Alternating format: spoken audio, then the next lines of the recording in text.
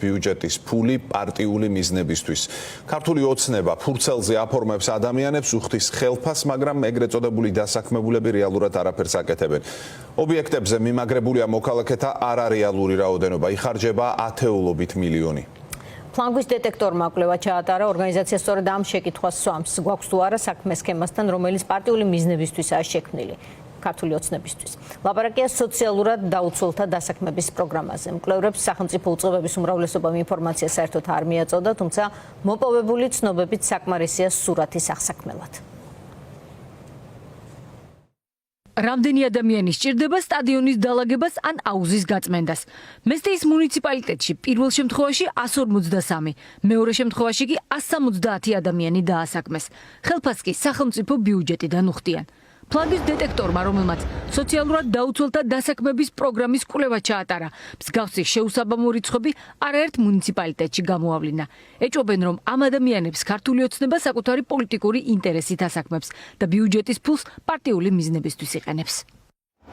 რიგ შემთხვევებში ეს პოზიციები ფიქტიურს გავს, ან ეჭვქვეშ დგას მათი საჭიროება.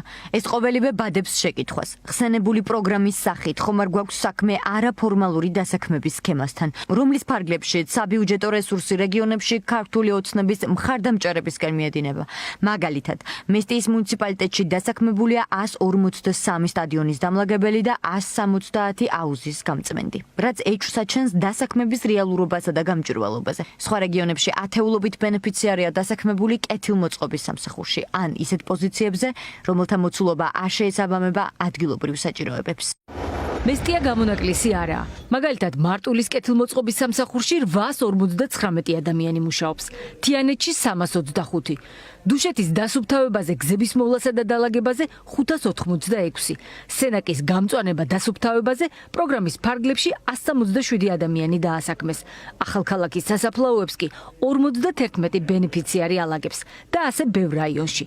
მესტიის მერმა მის მუნიციპალიტეტში დასაქმებულთა რაოდენობა დაადასტურა, მათი დასაქმების საჭიროებას კი ასეთი ახსნა მოუძებნა.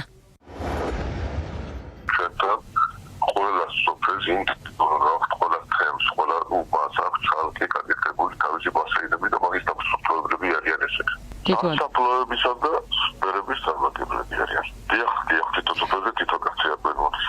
მიზანში წვენდას მიერჩია მოსახლეობას ჩვენც რომ სუფთაც კვალიტეტური და დასაფლავებული გარემო კონდეს და შესაბამისად პოლის წარმატება ასე სწორად გაკეთდა.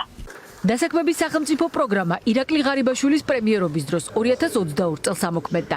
მას შემდეგ პროგრამის დაფინანსების მოცულობა ლამის გასამაგდა და გასულ წელს 103 მილიონი ლარი შეადგინა. კორუფციის მკვლევრები მიიჩნევენ, რომ ამ ფულის დიდი ნაწილი ქართული ოცნების პარტიული აქტივისტვის გადახდილი ხარკია. ეს ადამიანები იქ არ არიან დასაქმებულები, ეს ადამიანები იქ არიან გაფორმებულნი და ამ ხალხს იყენებს ქართული ოცნება არჩევნებზე ხმების მისაცემად, ქუჩაში მარბიელი რაზმები, ასევე რაღაც ტროლბოტები და სამწუხაროდ ის თანხა, რომელიც უნდა მოხმარდეს საქართველოს მოსახლეობის კეთილდღეობას, სამწუხაროდ ხმარდება ქართული ოცნების ჩინოვნიკების კეთილდღეობას. ეკონომიკის სპეციალისტები ამბობენ, რომ მსგავსი დასაქმების პროგრამა ქვეყნის ეკონომიკაზე პოზიტიურ გავლენას არ ახდენს და ბიუჯეტის ფული უბრალოდ წყალში იღრება. ერთადერთ პოლიტიკურ სარგებელს მხოლოდ ქართული ოცნება იღებს. სინამდვილეში ეფექტი არც არის მიზანი ამ პროგრამების. სინამდვილეში ეს მთავრობა ფაქტობრივად ცდილობს, რომ საარჩევნოდ გაიმარტივოს საქმე. მაგამდე დადის ეს ყველაფერი. მექანიზმი მარტივია, ფსევდო სამუშაო ადგილები, სადაც დასაქმებული ხალხი ქართული ოცნების აზრით და იმედით მათი ერთგული იქნება არჩევნებზე. ეს არის პირდაპირ განახდელების თანხის გაფლანგვა. ქართულ ოცნებაში კი ზოგი კვლევის მონაცემებს არ ენდობა. ზოგი კი აცხადებს, რომ აუდიტის სამსახური დარღვევებზე რეაგირებას მოახდენს. თუ აღმოჩნდება, რომ სადმე არარაციონალურად იხარჯება, აუდიტი დაწეს დასკვნას და ეს შეცდომები გასწორდება შესაბამისად. თუ რამე უფრო მეტანა გვაქვს საქმე, ვიდრე შეცდომებია, ამაზეც იქნება რეაგირება. ეს სოციალურად დაუცველი ადამიანები არიან ფართო სპექტრი. შეიძლება ვიღაცა ქართული ოცნების მომხრე იყოს, ვიღაცა ნაციონალების მომხრე იყოს, ვიღაცა არაბის მომხრე არ იყოს. ამიტომ ვინ სურვილს გამოთქვავს, ყველას მაქსიმალური დაკმაყოფილება ხდება.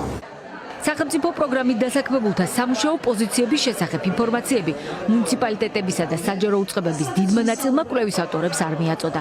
ოცნება, რომელმაც გამჭვირვალობის საბაბით ქვეყანაში რუსული კანონი ამოქმედა, სახელმწიფო ბიუჯეტიდან ათეულობით მილიონ ლარს ისე ხარჯავს, რომ საზოგადოებას ამის შესახებ ინფორმაციასაც არ აწვდეს.